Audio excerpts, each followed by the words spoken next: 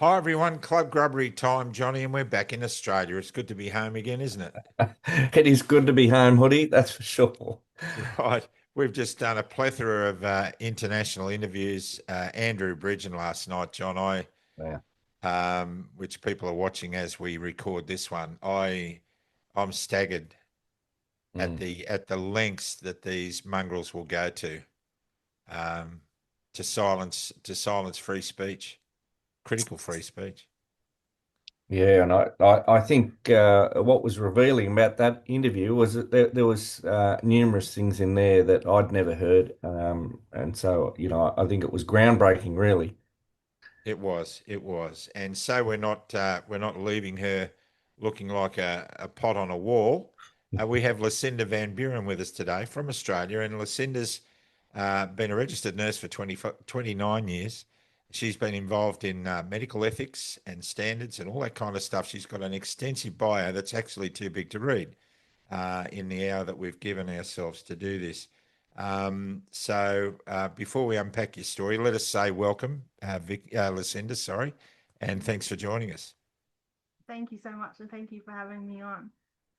Now, before we go into what you're appearing on the program for, it's with great sadness, John, that we announce the passing of Vicky Dadarian, a lady who we interviewed a couple of years ago, who was denied a heart transplant, John, because she was on various treatments for a very serious heart condition.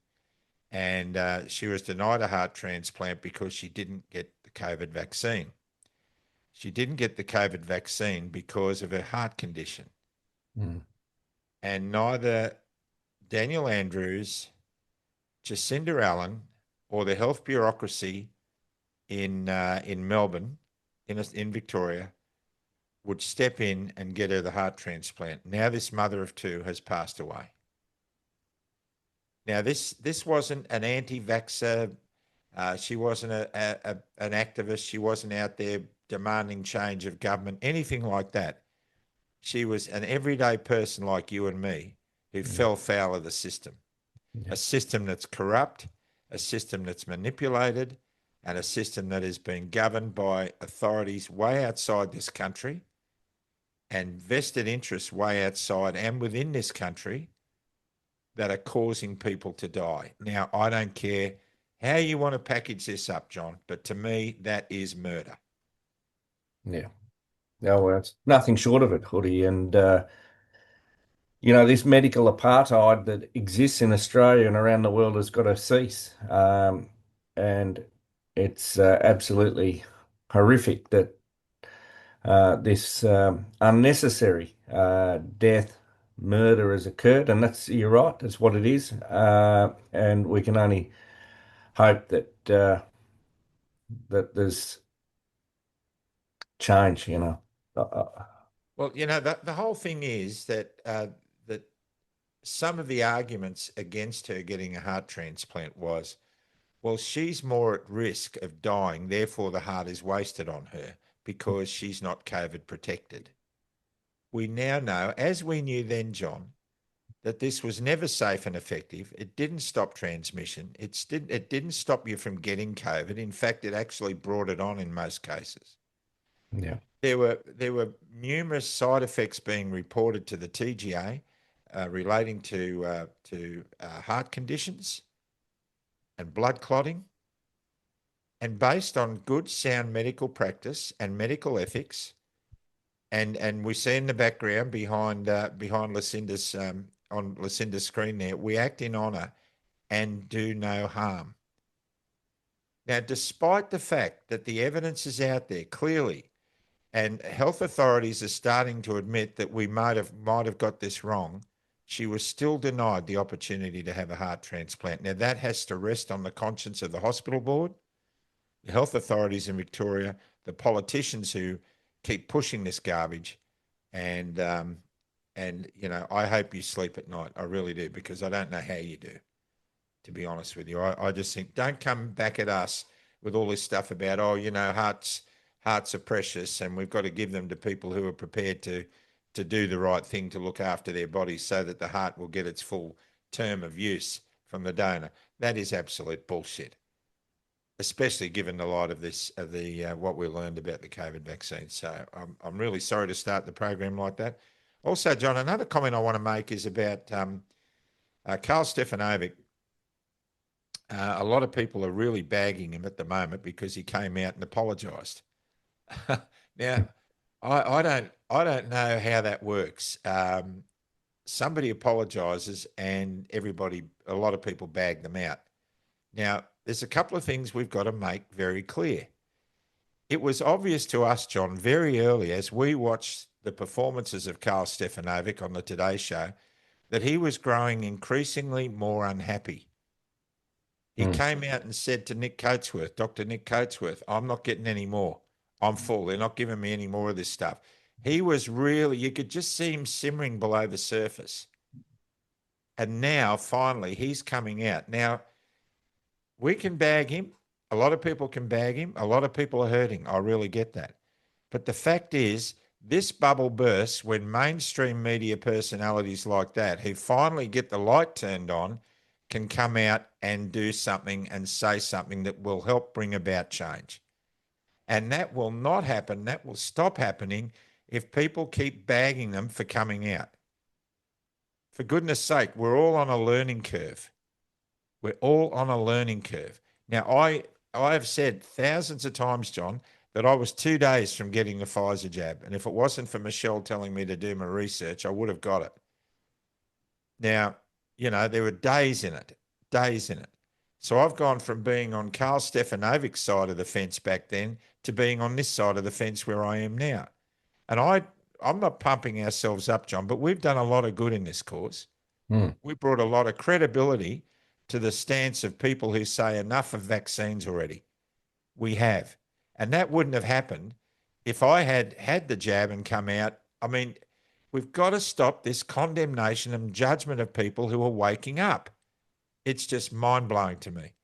And I got a wonderful message this morning from Robin from Courage is a Cure in Perth, having watched Andrew Bridgen.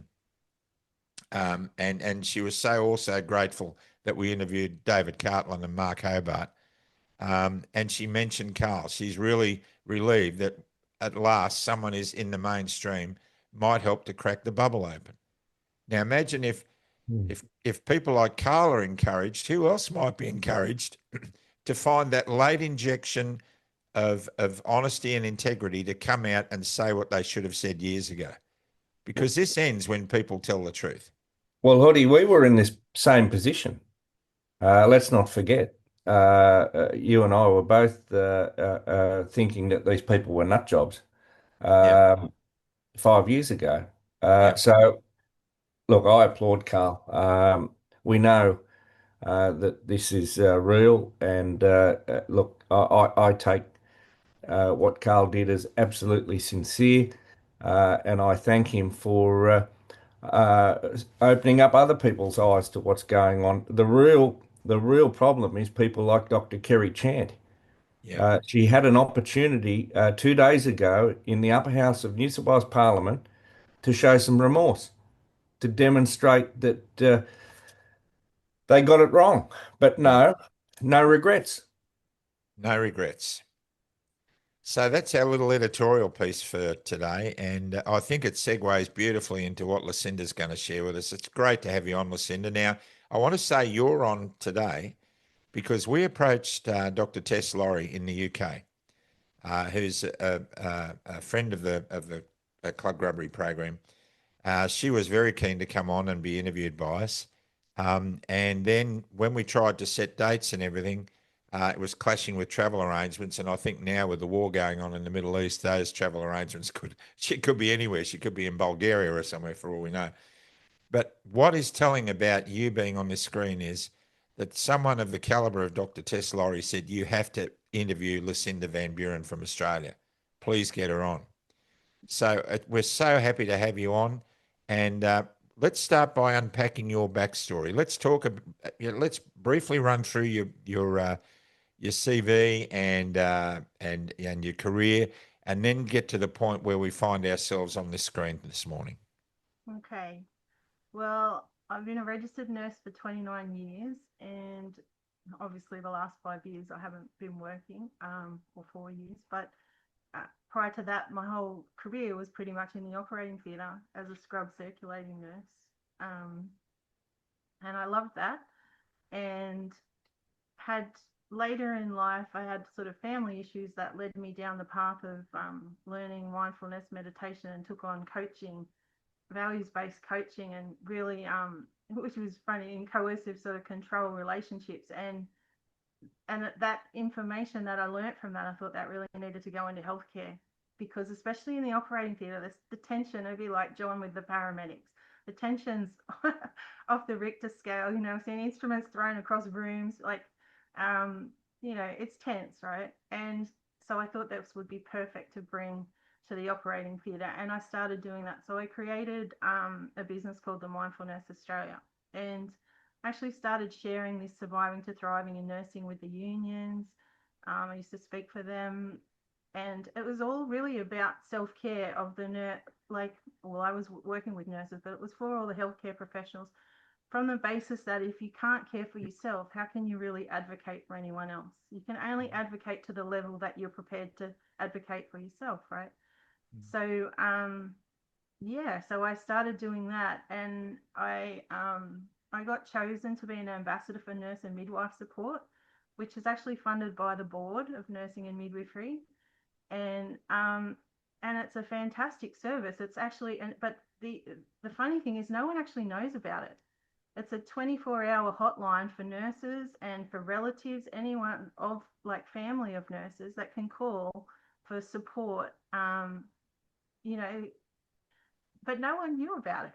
That's crazy.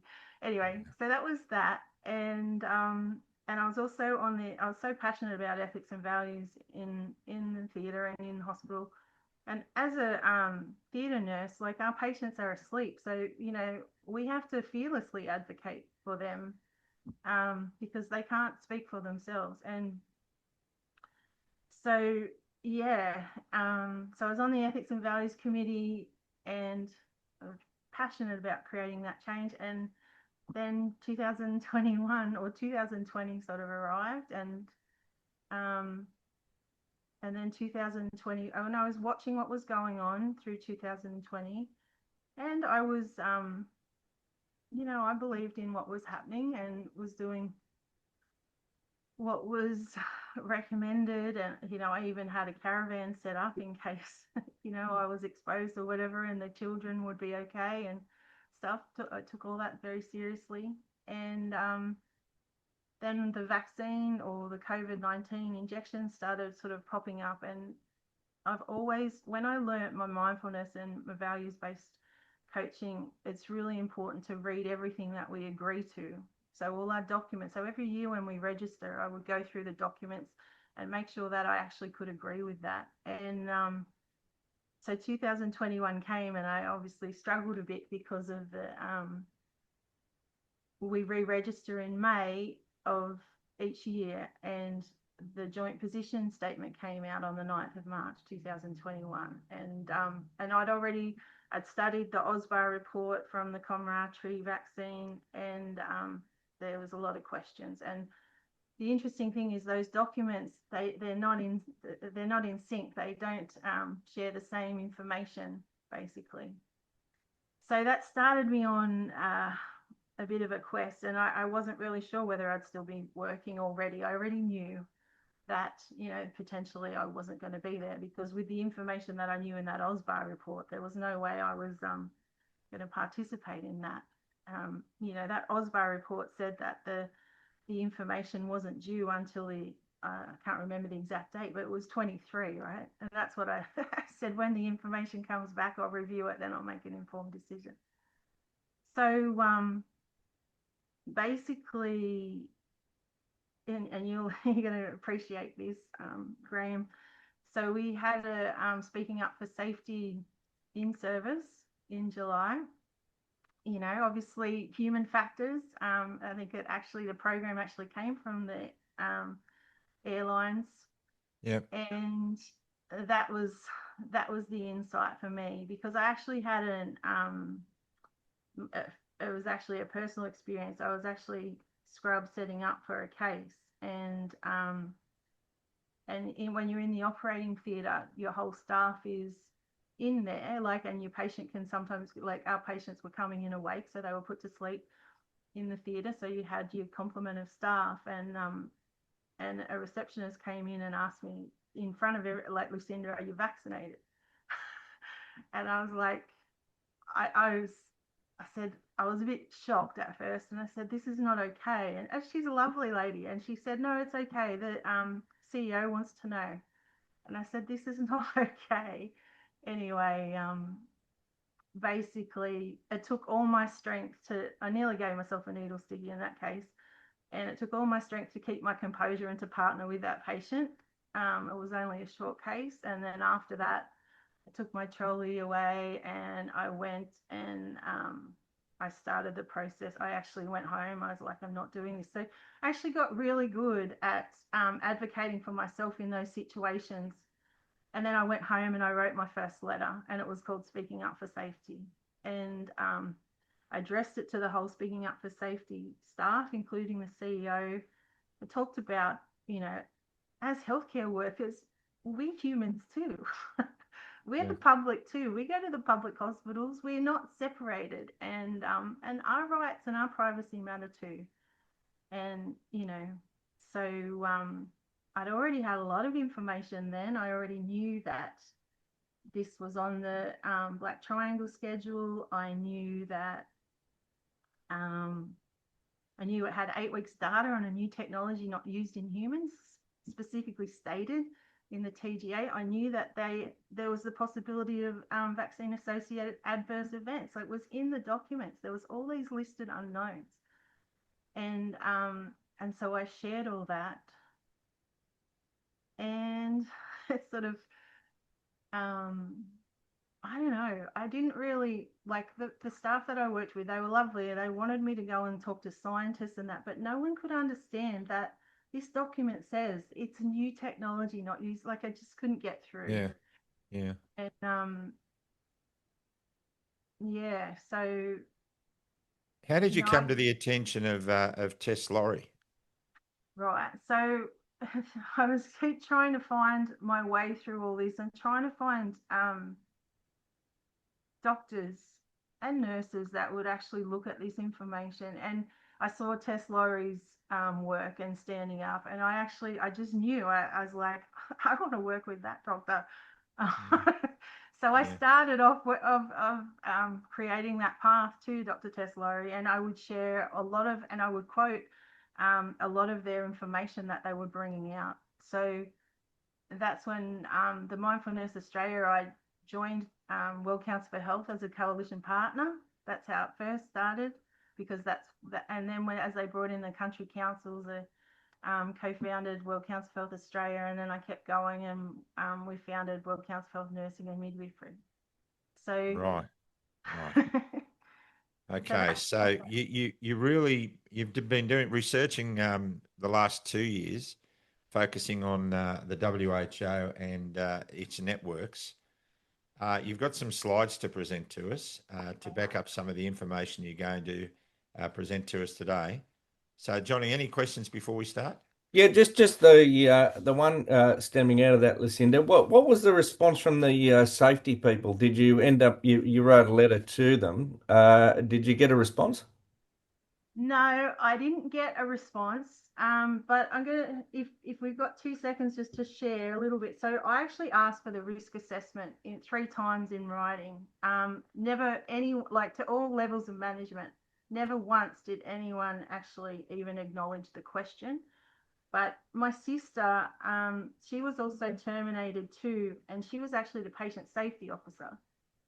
So, before we got terminated, we actually had an opportunity to put in a submission, and we both, Melissa put in the data from the dean, and I think there was 580 deaths already on there. And that was her job, patient safety officer, and nothing. And we got the letters saying that we were terminated, and that they actually put in it that they looked at our concerns. So I guess both of our question is, did anything actually even happen with that? But that's why, and like I've never had that experience where no one would actually even acknowledge that in those positions of power. So yeah, that's when we started looking. But no. Unbelievable. So here we have a situation. Now, you mentioned human factors in the airlines. I was a facilitator in those programs for many years in Qantas and Australian Airlines, and the applications of those simple, basic problem-solving models and communication skills is valuable in every industry. There's not one that I can think of where people wouldn't benefit from that. And that, of course, the core tenets of that is sharing information, analysing that information, developing solutions, implementing the solutions, and then evaluating how that's going. And if you at the evaluation stage, you realise things aren't going the way you'd hope, you go back to the S and start with sharing information. And it's a cyclical process that brings about effective communication and teamwork, and more importantly, solutions. So when you've done what you've done and you've highlighted these concerns, both you and your sister, you're talking about your sibling, right? Good on her. Both you two went to the hospital or other authorities and said, "Hey, there's something not right here." John, how many? We've done 600 plus interviews. We've interviewed a lot of people like Lucinda, and we've interviewed the best of the best in science and medicine, and they've all said the same things. Those that have been cancelled were the ones who said, "Hang on, I think we've got a problem." Mm. Now that is bizarre. That is absolutely bizarre, and that is something that's so upfront that it cannot be ignored. And that's why people have lost faith in the hospital system and the health system and in doctors. We just don't know who to trust anymore, John.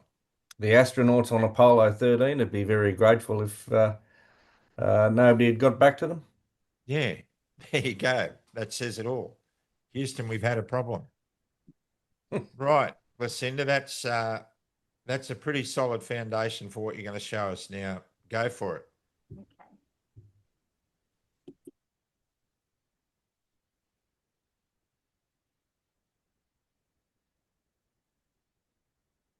So it actually shows, just trying to, so it actually shows, like, I was trying, these people are good people, you know, they care, they want to help. So it was like, why? What was actually going on? Why wouldn't these people talk? So it started me on this journey, looking like what was really going on. And that's a massive journey in itself. But I stumbled across these WHO collaboration centres or collaborating centres, and I'm very grateful that Dr. Tess Laurie and the World Council for Health international team were really supportive at looking at this, because it's so huge and it's actually hard to get a grasp of. But they're institutions or subunits thereof, and they've been designated by the Director General to support the WHO as part of a global network. So they're mandated to support the WHO. Now, this is a little look at the number of them in the world. I did this yesterday. So at the moment, there's over 800, 827, and Australia, it says there's 44 there, but it's actually 45 listed. UK's got like 65, and America's got 70, I think, at the moment, but they had 72 over the COVID time, and we actually had 53 or 54. And I'm going to get into that. So as you can see, there's lots and lots of them globally. So here, this is just like a little percentage of the collaborating centres. So as you can see, Europe's got the majority of them sitting there. Then and what's the primary function of the collaborating centre? Yeah, well, they've all got different roles and they cover everything. So we're going to get into that. Okay. So the main role of the WHO Collaborating Centre is to provide the strategic support to the organisation, meaning the World Health Organisation, to meet two main needs: to implement the WHO's mandated work and program objectives, and to develop and strengthen the institutional capacity in countries and regions. Now, these have been existed for a very long time. The first one started in Denmark, literally after the Second World War. So this network has been established for a long time, probably not so vast, but definitely in the background. So this is produced by Dr. Jian Rungby from Denmark. She's lovely. She's been doing a lot of work with me on this one. So what are they? They're universities, they're health ministries, they're national institutions and laboratories, regulatory agencies, military and bioweapons facilities, charities, non-government organisations, and health professional training bodies. So as you can see, if their job is to mandate to the WHO and there are national institutions, that's a bit of a, there's some questions that needs to be asked. So what do? They can instruct country authorities on pandemics and emergencies, pathogen research and storage, vaccine development, so patents, define toxic limits and safety standards, developing diagnostic tests. Again, we've got intellectual property there, deciding what diagnosis codes, gender, sex education in schools. There's a whole line of this, making every school a health school. Male contraception, research and development, and educating the nurses and midwives, and much more. So I found this document called Guide for WHO Collaborating Centres from 2018, and this document is a must to have a look at. It's got so much information, and it really started the journey for me. The interesting thing about, even though they're mandated to do the WHO work, it states very clearly in this document that the WHOCC is not a legal entity, and the legal entity that controls and is responsible for the WHOCC is the actual designated institution. So that's interesting in itself. So it's kind of like who doesn't take any really responsibility for anything. But another thing that I want to really put out there in this document is it actually says that, the WHOCC always decides who's going to, WHO always decides who's going to be a WHOCC, but the actual institution may also revoke its designation if it wishes to do so, and it says you have to give a notice of intention to terminate with at least 3 months in advance. So it seems that it is possible to withdraw. Now I've just got a few examples of the WHO collaborating centres in Australia that are active. Like I said, there's 45 active, and this is actually an old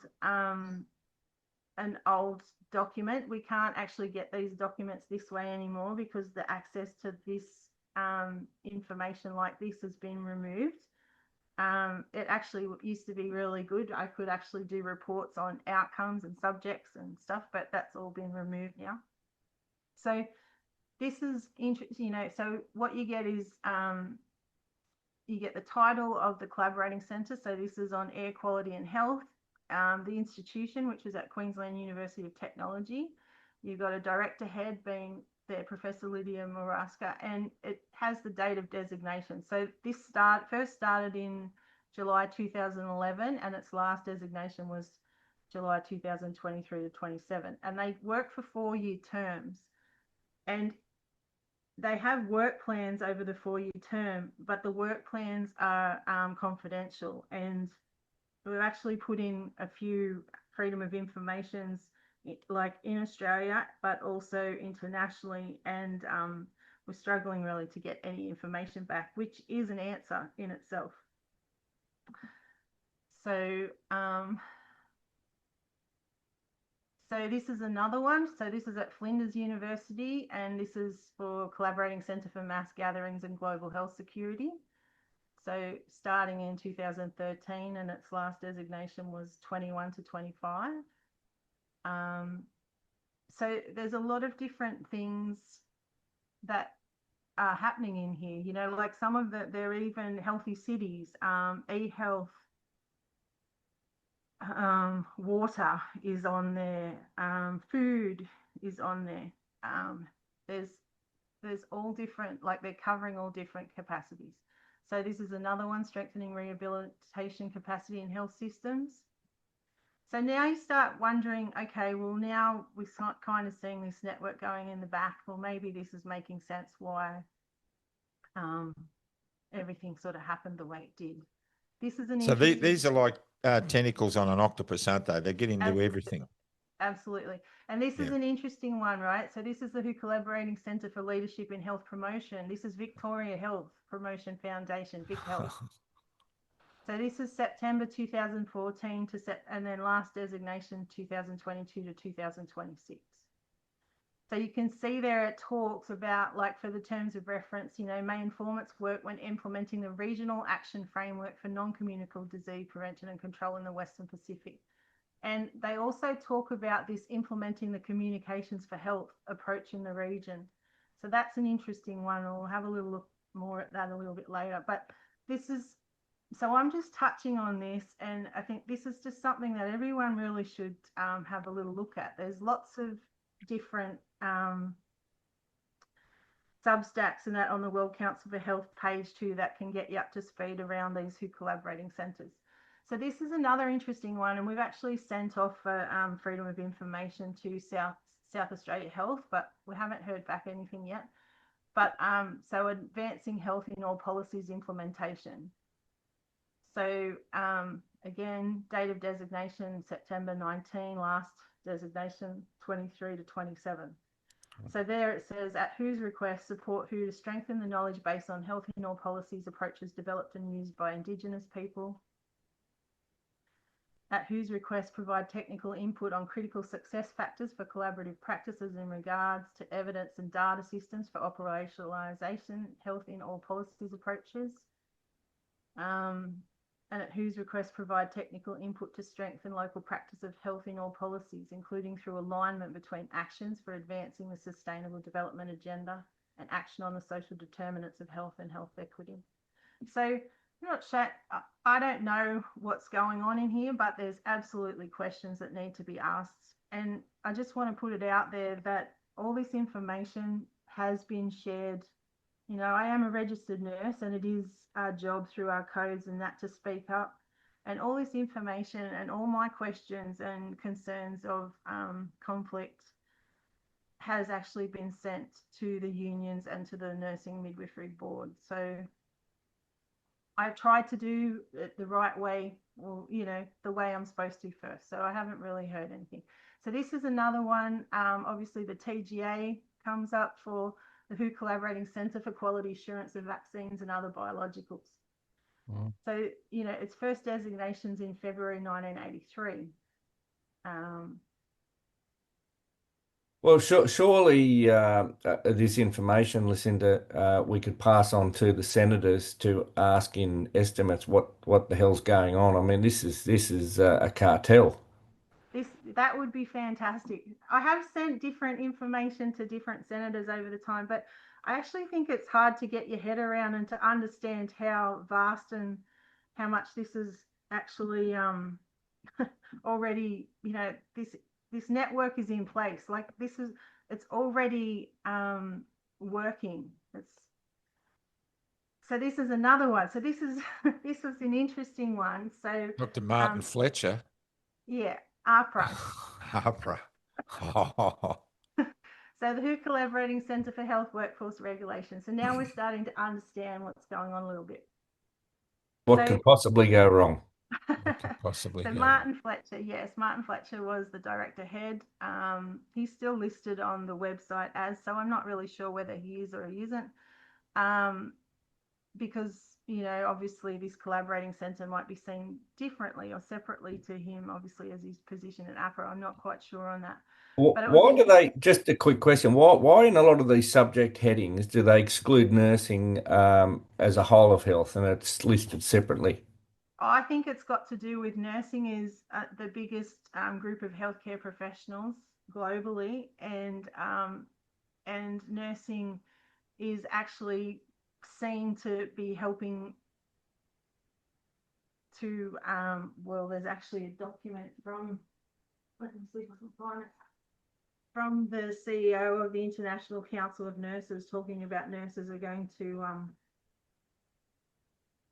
fulfill the agendas of the sustainable goals, and it's quite fascinating. I think that's why, I might be completely wrong, John, I'm not sure, but there's a massive, nursing has its own network globally. So there's an international network of WHO Collaborating Centres for Nursing, and the University of Technology of Sydney is actually the chair of that. So yeah, I think There I'm must not be a pushing. reason for it. I mean, there'd be a strategic reason why they're you know they're targeting nursing as a distinct from.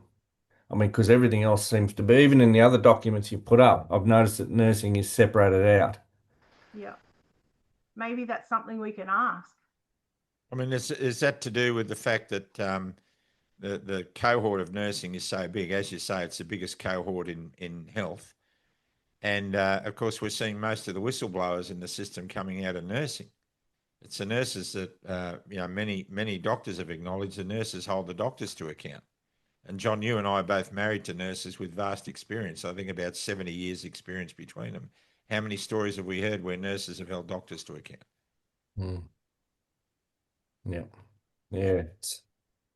So, so there you can see the terms of reference is to support the WHO in its activities towards the adoption of contemporary regulatory approaches to health workforce regulation. Assist the WHO in providing technical support to strengthen health workforce regulatory systems in member states. So we're beyond our borders. And upon request from WHO, strengthen the capacity, skills and knowledge of regulators in member states under WHO's guidance. So the interesting thing was I found this document initially, and that led me to the TGA, and I found the TGA collaborating centres, but I hadn't put AHPRA into the mix. But I'd actually written to, he was my federal minister at the time, Dr. David Gillespie, and actually asked him if AHPRA was a WHO collaborating centre. And he actually wrote back that they weren't, which was very interesting because obviously they were.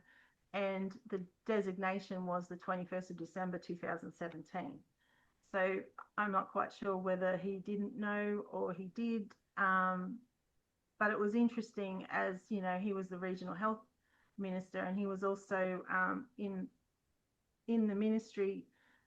Anyway, I'm going to tell you what happened in Australia in 2017, which will actually make even more sense soon. So these work plans that we're not privy to, I was lucky enough to find one in the whole world, which was actually a draft terms of reference or work plan, and it happened to be for AHPRA. So, so this was a draft on the 23rd of January 2019, the concept paper, and it gave me a lot of information. So it talks about the governance. So it talked about the network as part of the work of the WHO Collaborating Centre for AHPRA, for health work regulation led by AHPRA. And it said AHPRA is responsible for the leadership and the oversight of the network, but the Western Pacific Region Office of the WHO is responsible for the approval of the terms of reference and the work. So the work of the network.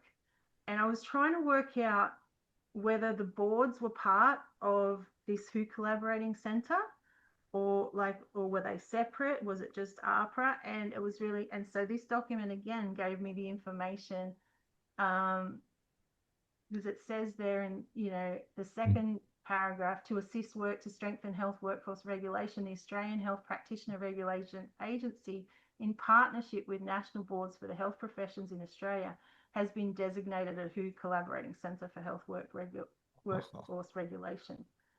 So that confirmed that the national boards are, and AHPRA are all this WHO Collaborating Centre. But that surely has to mean that these people are now demonstrated to be conflicted. Yeah, that's like, we're beyond our national sovereignty, right? If the Western Pacific region is governing, the WHO is governing our Australian healthcare workforce, like I wasn't informed of that. So it's very interesting. There's a lot to unpack here. There's so much, and it actually, it's the gift that keeps on giving. It just it extends beyond the WHO to the World Economic Forum and the United Nations. But anyway, we'll stick here. The Western Pacific region of the WHO has identified strengthening of regulatory systems for health workers as a priority action domain to achieve the universal health coverage. And then there's this document, the Regional Action Agenda on Regulatory Strengthening, Convergence and Cooperation for Medicines and Health Workforce. So that was an interesting guide to look into, that little document. So So this is that document, Western Pacific Regional Action Agenda on Regulatory Strengthening Convergence and Cooperation for the Medicines and the Health Workforce. So we've got the medicines and our health workforce, which is basically what we've seen happen to, you know, when I look at the doctors, it's all around, you know, this interaction between the regulation of the workforce and the medicines. It's interesting in this document, it talks as the regulatory environment becomes increasingly complex, transnational and influenced by trade and globalization, effective regulation cannot be achieved by individual countries acting on their own.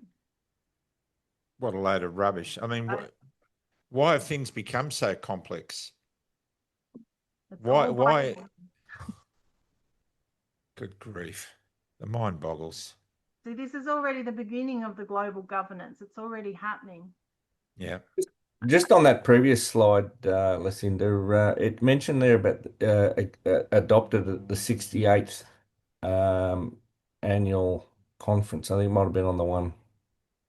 Oh, their 68th regional committee meeting. So, I mean, there's evidence there that they're holding regional committee meetings. Maybe that's something we need to ask the senators to find out some information about. That would be great. Thank you. There's so much to this. So this is more in this document. So it talks about pharmacovigilance monitoring of the adverse events. And it talks about the 12 countries and areas that are full members and 2 countries that are associate members of the WHO program for the International Drug Monitoring at Uppsala. So that is another WHO collaborating centre, the Uppsala Monitoring Centre. And Dr. Tess Laurie did a fantastic Substack on quite a while ago on all the adverse events. I think there was over 58,000 deaths listed on that actual website, and like no one's saying anything. It's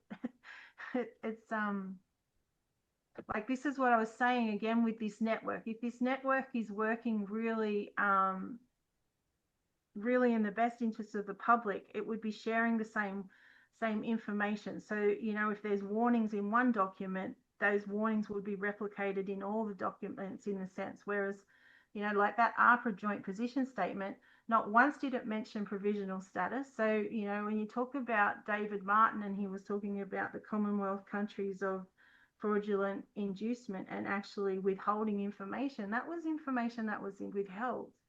I mean, I'm not a law person. I just like, you know, if we're to give full informed consent and to give full informed consent for the healthcare workforce for that 9th March 2021, to the provisional status of that injection that they were telling everyone to go and have unless you had a medical contraindication, they should have told you that it was provisionally approved. That's my belief anyway, and how I would interpret that. Mm. So this is another WHO collaborating centre for medicines quality assurance. Now this happened to be discontinued within its 4-year term, so prior to its 4-year term completion on the 7th of March 2025. Now we have sent off a freedom of information again to the TGA, and they have accepted FOI, so we just got to wait the time. But the interesting thing, because these are collaboration centres, and they're working obviously with a third party being the WHO, they have to ask permission from the WHO whether they can share. So again, that's very crucial. That's how TGA has got to get the WHO approval before they can share information. Well, for the WHO collaborating centres, so the important thing to notice with the TGA is it's 2 obviously sections in the TGA that are WHO collaborating centres, not necessarily the whole department, whereas it seems like AHPRA is the whole department. So this is where some of them are departments within a university, departments within an organisation, and some are the whole organisation. So, but with the TGA, it seemed that they had the 2 departments being this medicines quality assurance. But again, you can see that's been going since March 1987. So they've been going a long time. Is it any wonder Donald's given this lot the flick? Well, he hasn't completely given them the flick, because America's got 70 WHO collaborating centres and the FDA is one of them. So they probably don't even realise. They do, because I actually wrote a letter and we sent it to them in January 25 when and it went to RFK and Donald Trump, because we said you can't actually pull out of the WHO until you connect all the networks within the country. And it was pointed out, like, we're talking militaries in these WHO collaborating centres. So there's a lot to look at. I'm not saying we know what the answer is, but this needs to be, we talk about transparency, and this needs to be transparent. The people need to know what's going on here. So this was an interesting little thing that I found on the website, and I couldn't replicate this for the other regions, but it gives us a lot of information. So it actually specifies on this page that that the network, they're either working for headquarters, WHO headquarters, or the region. So all these WHO collaborating centres, if you looked at this diagram, to me, I interpret that as they're all beyond their borders. So we're not quite sure which ones are which, but as you can see down there with Australia, they've got 24 for headquarters, which would mean WHO globally, and then they've got 21 working in the region. So, you know, one thing that you do find when you look at these WHO collaborating centres all over the world, like Canada's got influence, for example, in the Caribbean. I had some of Canada had influence in Lebanon. So they're all they cross. You know, and obviously Australia, we're having some of our Australian ones have got a lot of influence, I would imagine, in the Western Pacific region, in the smaller countries in our region. So lots of questions. So this is interesting.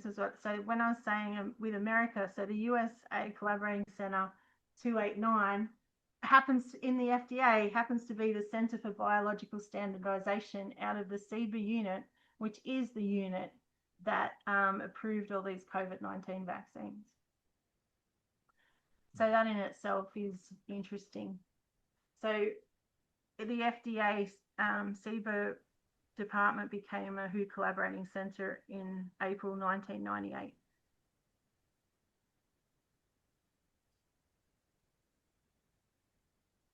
And here you can see Dr. Peter Marks, who's not long resigned, was the director head of this WHO collaborating center, as well as, and Dr. Grubbery still is.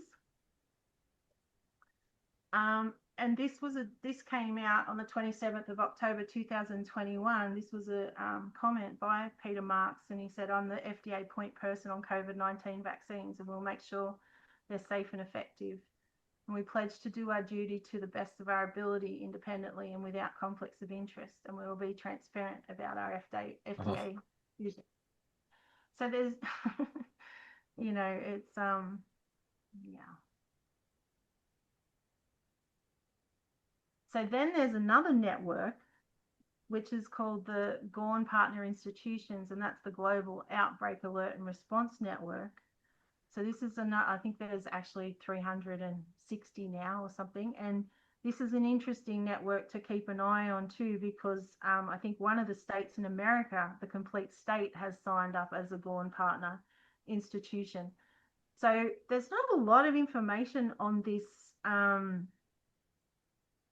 particular network, in the sense that if you're a partner, you're on the website and you're a partner.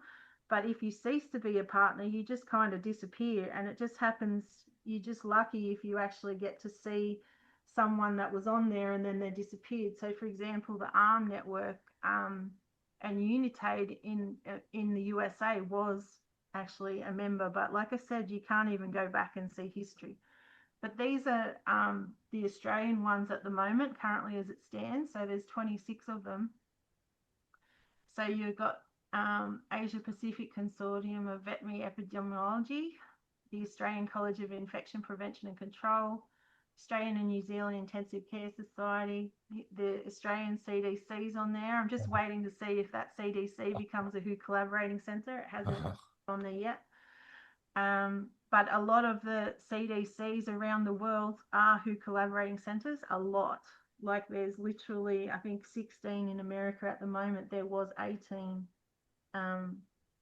when through the COVID times. They've dropped off a little bit. There's one that was interesting, John, was the Clinical Excellence Commission of New South Wales Health Australia. And I found that was really interesting because, obviously that clinical safety notice about the myocarditis and pericarditis that came from the Clinical Excellence Commission, which I never even knew of until literally only a couple of years ago.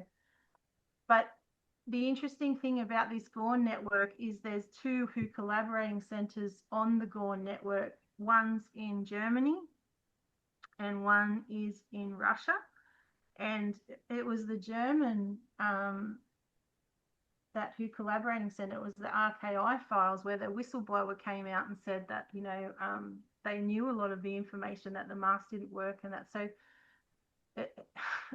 it's just like this big jigsaw puzzle and you've got to try and put it all together. I'll go to the next page.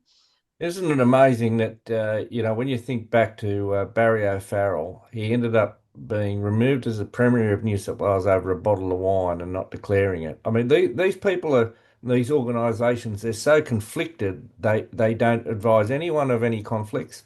It's all background information. I mean, what we know from here is that the WHO has effectively infected, infiltrated and controlled more organisations and people than were affected by COVID itself.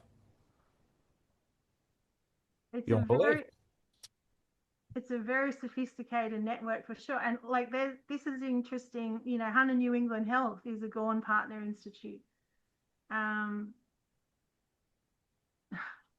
We've got Queensland Infection Prevention and Control. The Murdoch Children's Research Centre. There we go.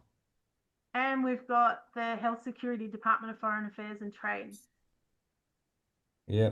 And a lot of these people, like the Department of Foreign Affairs and Trade, Hoody, in the financial statements for that company that was spruiking on the ABC. I just forget the name of them, but with that professor, the immunologist, Professor, and they had all the immunology centres set up. They were getting all the money from the Department of Foreign Affairs and Trade, the Burkhead Institute or something.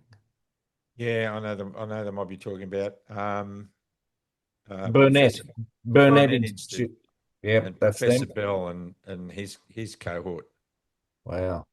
Yeah. Well, the Burnett Institute was definitely a GORN centre before. I'm not sure if they still are, and they were a part of that ARM network that fell off this network. But there's so much to look into. So you've got the Peter Doherty Institute, the University of New South Wales, the University of Newcastle. The Doherty Institute. That's a name that keeps cropping up infamously around the place. Yeah, well, the WHO Collaborating Centre for Influenza is very aligned, and the University of Melbourne, they're all very aligned there. So there's so much to investigate, and there's so much that the people need to actually understand. And this is even going beyond, this is starting to learn how all this came to be in Australia. So they have a document called the Country Cooperation Strategy, and it's a framework designed, it's to collaborate with the countries, and it's aligning with the national health priorities and the global health goals. And it serves the WHO's medium-term strategic framework to guide its work in the countries. And Australia was the first world country to ever sign a country cooperation strategy. And the framework identifies joint priorities. It has a time frame and it has results, and it's collaboration with the United Nations Sustainable Development Cooperation Framework. So,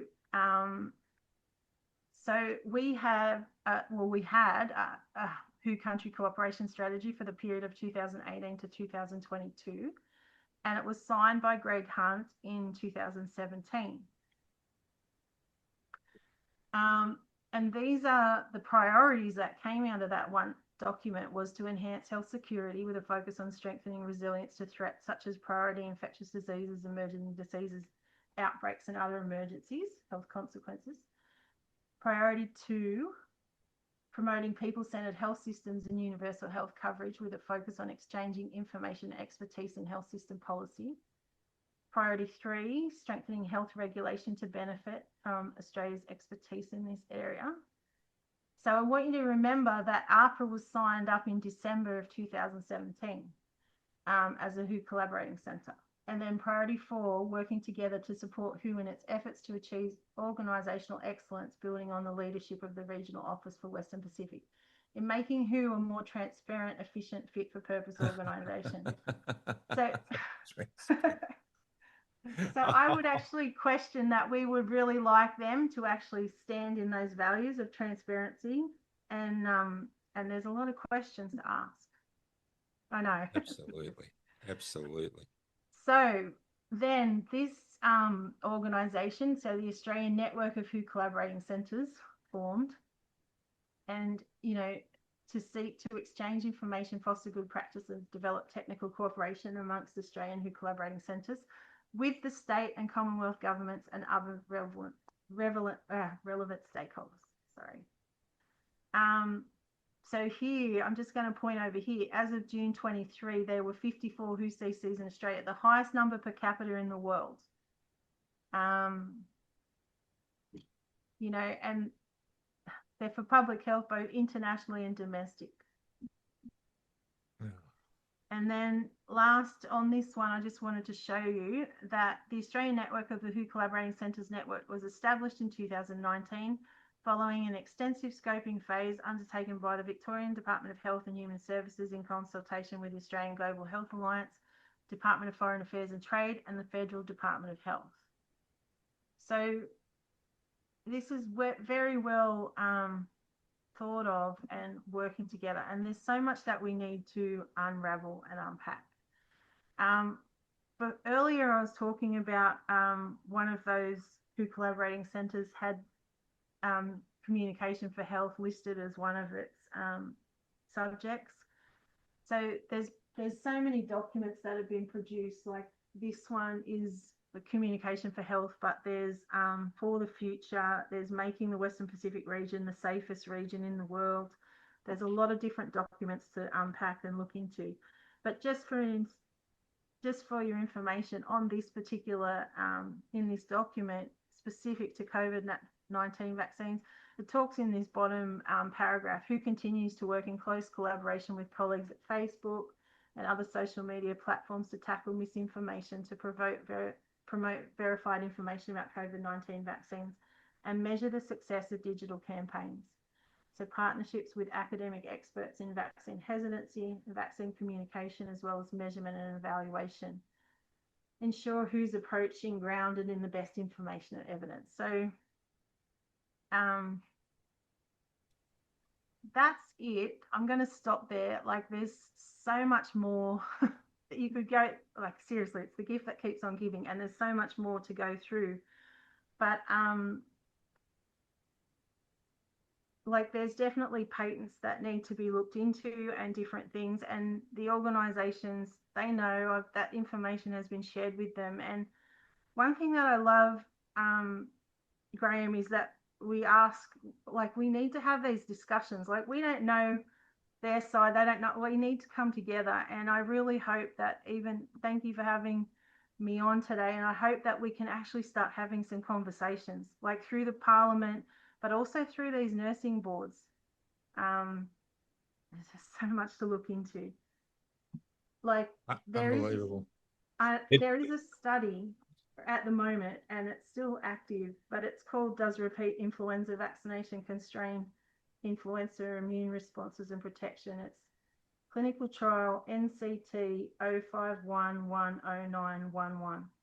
And the sponsor is the University of Melbourne, but it is from the WHO Collaborating Centre of Influenza, because it actually does go into, it's funded by the NIH.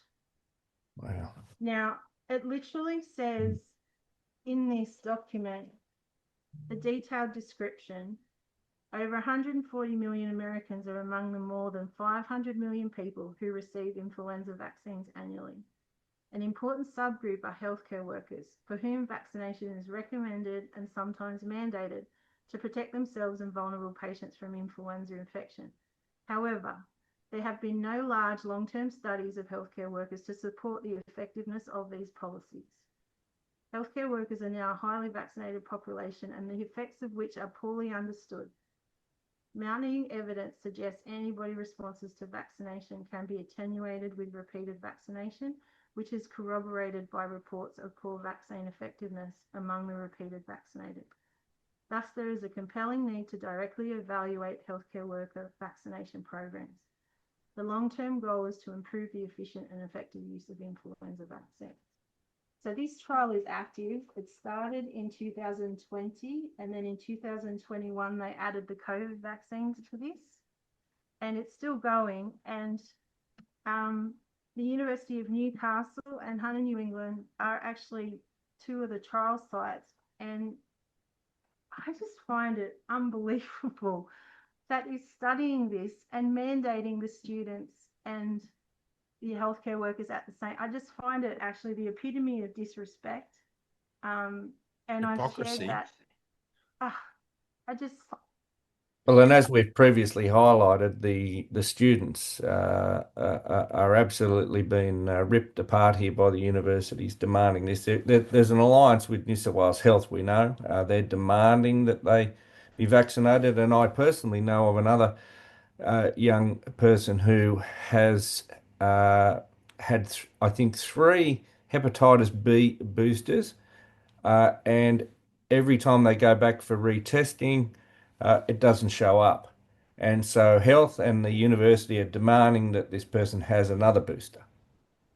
Now, I mean, clearly these people have lost the plot, and you can understand now why they're very reticent to have a Royal Commission, because not only does the House of Cards come down in relation to what went on with the COVID, but you can see that the tentacles are just everywhere, and all this other stuff falls with it.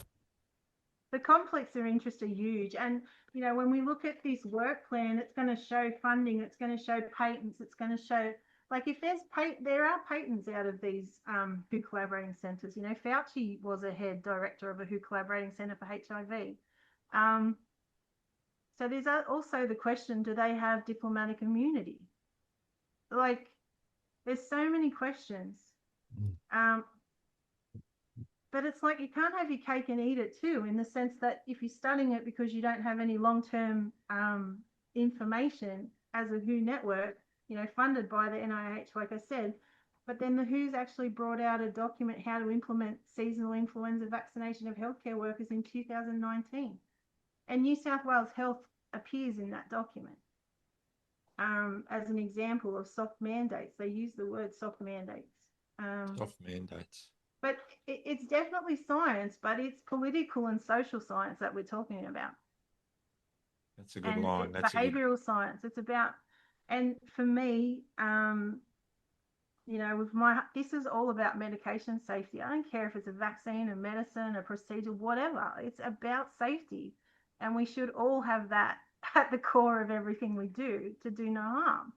You know, that everyone, we should be able to agree on that. And if there's conflicts of interest around these patents, and that really needs to stop.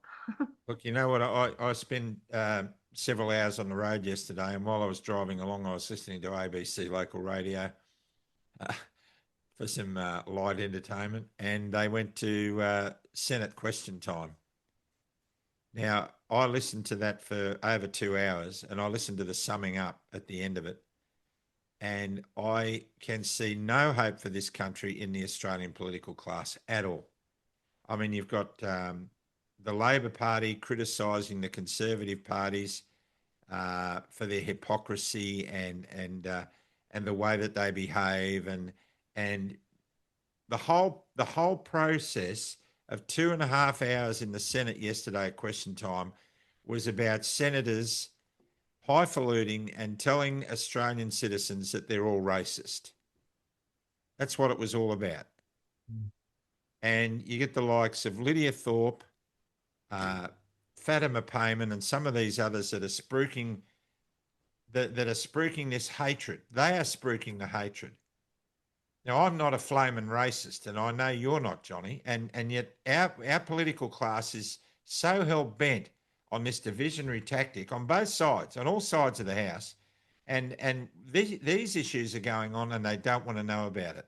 In the Senate estimates, we get, oh, sorry, Senator, I'll have to get back to you on that. I'll take that question on notice. That's not good enough. Basic questions don't need to be taken on notice. So anyone out there who thinks that the political class is going to bring about change in this country, they're kidding themselves. It's not going to happen. It is not going to happen. And while we've got the octopus of the United Nations through its arms like the World Health Organization, sucking the blood out of this nation. I mean, I sat late yesterday afternoon, listening to Chris Bowen, the Minister for Energy and Sustainability, telling the country that we're in the best position we've ever been with fuel reserves. The best position we've ever been. Malcolm Roberts raised a question on fuel reserves in the Senate and was howled down. He said, we're meant to have 100 and something days of fuel reserves. We've got 26. We're not even meeting the standards set for us. Why is that so? And Chris Bowen comes out and says, we're in a very good position with fuel. Well, we're not, folks. And then you look at the antics between Tanya Plibersek and Barnaby Joyce on the Sunrise program, where Tanya Plibersek said, when Barnaby raised the question about what are we going to do with our diesel, how are we going to feed people, she went straight to, well, that's all the more reason why we need electric cars. And Barnaby said, do you know of anyone who's got an electric semi-trailer? How do you move the stock around? How do you do this? I mean, and Tanya Plibersek kept going back to electric cars. I mean, I know this is off topic from health, but it isn't, because this is all about the inadequacy of the mental capacity of those people that are in Parliament, elected representatives running this country. And the tentacles that run through the bureaucracies, because let's face it, Lucinda, that's what you're talking about. The bureaucratic system is completely involved in manipulating the whole process. I hate to use Trumpisms, but the swamp needs to be drained. Mm. The swamp needs to be drained. We need to look, Andrew Bridgen said it last night, John. Mm. The political system in the UK, the Westminster system, which is held up as the guiding light of parliamentary procedure in this country, is a basket case because of corruption and interference from outside sources. I don't see any hope politically in any of this. Anyway. Yeah, man, look, it's corrupting everything. I mean, you know, the fact that you've even outlined, Lucinda, this stuff's going into defence, you know, it's scary stuff. You know, it's got no place being in any of these, or they should be removed from it. It's absolutely farcical that you can have a situation that the TGA and AHPRA as regulators are in the thick of all this. I mean, if that sits comfortably with anyone out there watching, there's real problems. And this is why this episode, I think, really does need to be passed on to those sitting senators. And it's probably one of those ones that needs to be forwarded on to every politician. I mean, at least we know that the likes of Senator Antic and Senator Roberts, etc., will ask the right questions once they're armed with the information. So we'll make sure that this gets passed on. Oh no! You're sending it to Senator Roberts. He's one of the senators in the party that is responsible for racist filth in this country. So we're told by Lydia Thorpe. We're all racist filth because we happen to like the policies of One Nation. For goodness sake, racist filth put this lady who purports to be of Aboriginal descent in a position of power in the Senate. That's not racist filth. For goodness sake, I'm done. I'm done with all of that garbage. We you know. There are some good politicians in there, and they're like Andrew Bridgen. He said last night he wasn't a politician. And I think the best politicians are the ones who aren't. The best political representatives are the ones who aren't politicians. We need representation, not career enhancing nepotism and party policy. We're done with it. It's absolute garbage. And no way as my backside points to the ground, there's no way that there'll be a political solution in this country that will restore it to its former glory. It's not going to happen. It just ain't going to happen. So I don't know what we do. We put our faith in God. That's what we do. So I think on that note, if you don't mind, Lucinda, we'll close this off with a prayer. Yeah. Dear Lord Father in heaven, righteous anger can be a useful tool. And Lord, we just pray that our anger is directed in the right direction and that it comes with your will attached to it, Father God. We thank you for Lucinda. We thank you for the tenacity of she and her sister that, Lord, that rode the iron horse in this whole battle of COVID and rode it with distinction. They stood up for ethics. They stood up for first do no harm. They stood up to raise the cause of health and the medical profession as it should always have been. So, Lord, we ask you to protect these whistleblowers, protect these researchers, protect the doctors who have come out, and protect those in the political class who are striving to the best of their ability to bring about change. People like Jared Rennick, people like Malcolm Roberts, people like Alex Antic, Lord, people like Andrew Bridgen, Father God, and people like Senator Ron Johnson in the USA. We've been surrounded by them. Lord, we pray if it's your will that they get the power they need to bring about change. For we ask this in Jesus' name. Amen. Thanks for all your work, Lucinda. You're welcome. Thank you for all your work. Yeah, you're a gem, and it would be good to get you back on with Tess Laurie as well. It might be nice to unite you two on the screen and have a little bit of a cross-referencing between the two of you, because for those of you looking at these slides, I know some of it's hard to comprehend, but there's little bits and pieces in the detail, John, that are gems, aren't they? They're little diamonds. Now, Lucinda hasn't gone down rabbit holes to find this stuff. She's just gone to websites. It's there for all to see. Yeah. I just thought of that Professor Brendan Crabb. Brendan Crabb, that was him. AC, yes. Yeah, always moving sideways. Never moving forward. Always moving sideways. All right, well, God bless you. Johnny Lardy, you've often been heard to say. You just couldn't make this stuff up. You couldn't make this stuff up. And it doesn't work, folks, unless you share it, please. And look, I got a message from Joel Jamal the other day, Johnny, and he was saying, that go back to the Come On Carl campaign. He said, I hope you two guys are basking in the glory of what you started. And it wasn't only us. A lot of people saw it. And this changes when we break out of our bubble. So let's encourage each other and those coming in to spread this message far and wide. And that happens when you share. Because the truth is, Carl probably saw some stuff that was shared from other people in some other forums, from some other narrative that triggered his interest. And the more we see that, the better. God bless you all. It's a great country because you live in it. What you did yesterday got you to today, and stay out of the trees. We'll see you next time on Club Grubbery. Bye for now. Thanks, Lucinda.